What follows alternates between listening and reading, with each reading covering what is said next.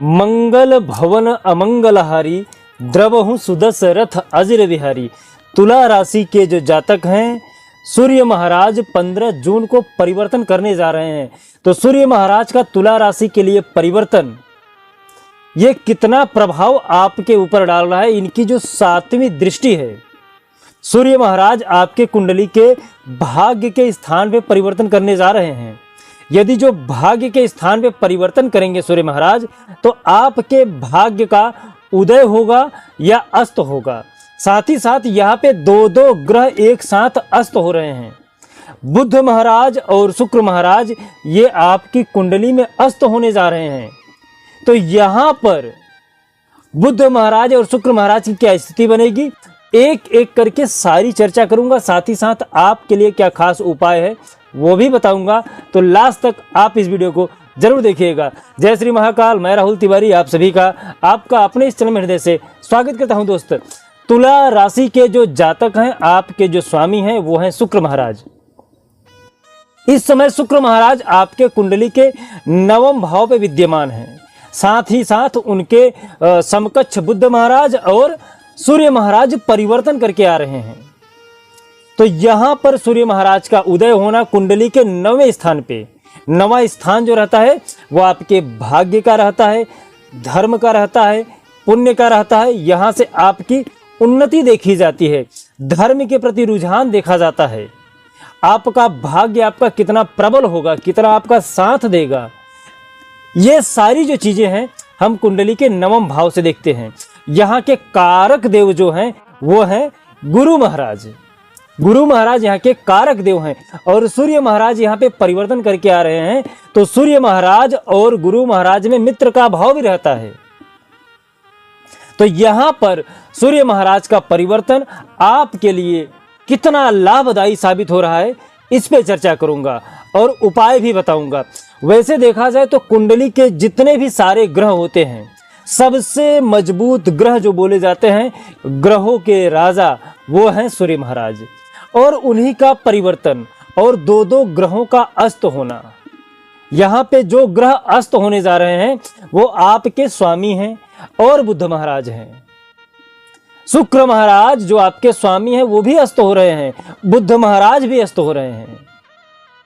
अस्त होने का मतलब होता है कि सूर्य की रोशनी इतना अधिक रहता है, इतना ज्यादा रहता है कि उनकी रोशनी के सामने जो दूसरे ग्रह हैं वो हमें दिखाई नहीं देते हैं। जैसे सूर्य महाराज दिन में निकल आते हैं तो जितने भी तारे हैं या चंद्रमा है डूब जाते हैं, नहीं दिखाई देते हैं उनकी रोशनी में। ठीक उसी तरह कुंडली के जिस भाव में सूर्य महाराज परिवर्तन करके आ जाते हैं, तो वहां पे उपस्थित जितने भी ग्रह हैं वो सब नदारत हो जाते हैं। और साथ ही साथ सूर्य महाराज की संपूर्ण दृष्टि जिस भाव पे पड़ती है, सूर्य महाराज की 7वीं दृष्टि संपूर्ण दृष्टि होती है। तो इनकी दृष्टि जिस भाव पे पड़ती है, वहां पे भी जो भी ग्रह रहते हैं वो भी नदारत हो जाते हैं, दिखाई नहीं देते हैं या फिर उनका प्रभाव बहुत कम हो जाता है। यदि अच्छे ग्रह हैं, पाप ग्रह नहीं है, तो आपके लिए वो सफल परिणाम लेके आएंगे। और यदि पाप ग्रह हैं तो वो अस्त हो जाएंगे। आपके लिए बेनिफिट सूर्य महाराज बढ़ा देते हैं। तो यहाँ पे कुंडली के भाग्य के स्थान पे सूर्य महाराज परिवर्तन करने जा रहे हैं। आपका भाग्य 15 जून के बाद आप देखेंगे कि नई नई आपको अवसरें प्राप्त होंगी, जहां से आप पैसा इन्वेस्ट करके नया कार्य कर सकते हो। जहां पे आपका कार्य रुक रहा था, बार बार आप परेशान हो रहे थे, वहां पर आपका कार्य होना प्रारंभ हो जाएगा। रुकावट जितनी भी थी वो सब के सब दूर हो जाएंगी। यहां से आपके भाग्य में उन्नति सूर्य महाराज कर रहे हैं। यहां से जो आपका अभी तक प्रेम प्रसंग में जो व्यवधान उत्पन्न हो रहा था, प्रेम प्रसंग में खासकर सूर्य महाराज यहाँ पे दृष्टि दे रहे हैं।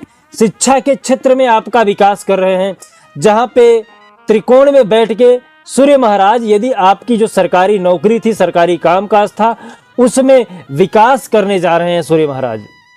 तो सूर्य महाराज आपकी शिक्षा के क्षेत्र में, प्रेम संबंधी के जो भी आपके रुकावटें थे उसमें, और जो भी बिजनेस व्यापार को लेके आपकी परेशानी थी वो सब दूर कर रहे हैं। उस जगह पे जहां पे आपका भाग्य रुका हुआ था उसमें आपको सफलता दिलाने जा रहे हैं। साथ ही साथ इनकी जो 7वीं दृष्टि पड़ रही वो कुंडली के 3रे भाव पे पड़ रही है। तृतीया भाव जहां से आपके भाई बहन का प्रेम आपको मिलता है, जहां से आपका साहस और आपका हिम्मत, ये जो चीज़ें हैं देखी जाती हैं। माता का सुख देखा जाता है। तो यहाँ से सूर्य महाराज माता के सुख में तो कमी करेंगे, लेकिन भाई बहन का प्रेम आपको मिल सकता है, भाई का साथ मिल सकता है, सहयोग मिल सकता है, धन संचय की अवस्था बढ़ सकती है आपकी, साहस में वृद्धि होगी आपकी। जो कार्य करने में आप शर्मिंदगी महसूस कर रहे थे या आप अपने अंदर साहस नहीं जुटा पा रहे थे, तो यहाँ पे सूर्य महाराज आपको साहस प्रदान करने जा रहे हैं तुला राशि के जातक के लिए। तो जो तुला राशि के जातक हैं, आपके स्वामी शुक्र महाराज यहाँ पे अस्त हो रहे हैं, उसका बहुत ज्यादा प्रभाव आपको नहीं पड़ेगा, क्योंकि उनका सारा कार्य जितना भी है वो सब के सब सूर्य महाराज आपको देने जा रहे हैं। तो यहाँ पे सूर्य महाराज शुभ भाग्य के क्षेत्र में परिवर्तन कर रहे हैं, तो इससे आपका रुझान धर्म के प्रति भी बढ़ेगा, पुण्य में वृद्धि होगी, भाग्य आपका जहां पे साथ नहीं दे रहा था वहां पे देना प्रारंभ कर देगा। ओवरऑल कुंडली में सूर्य महाराज का जो स्थान है वो आपके लिए लाभदायी सिद्ध होने जा रहा है 15 जून के बाद।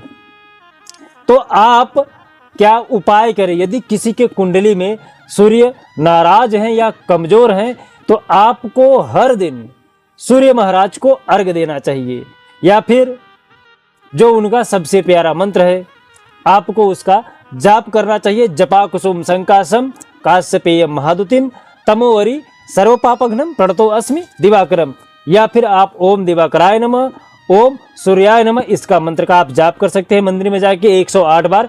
आप जरूर करिएगा रविवार के दिन। और यदि आपके कुंडली में सूर्य महाराज कुछ ज्यादा ही खराब हो गए हैं, तो आपको रविवार के दिन नमक का उपयोग करना बंद कर देना चाहिए। इससे भी आपके कुंडली के जो सूर्य है वो मजबूत हो जाएंगे। साथ ही साथ हमारा ये वीडियो कैसा लगा आप हमें कमेंट करके जरूर बताइएगा। और यदि आपकी और भी कोई समस्या है तो आप हमें कमेंट में अपना नाम और अपना नंबर लिख के सेंड कर सकते हैं। जैसे में समय मिलेगा मैं आपसे संपर्क करूंगा। साथ ही साथ अपने व्यक्तित्व को इतना महान बनाइए कि जो बड़े हैं वो आपसे सम्मान पा सके, जो छोटे हैं वो आपसे प्रेम कर सके, और कोई भी स्त्री आपसे सहजता से बात कर सके। जय श्री महाकाल। आपका दिन शुभ हो, मंगल हो, स्वस्थ रहे, मस्त रहे।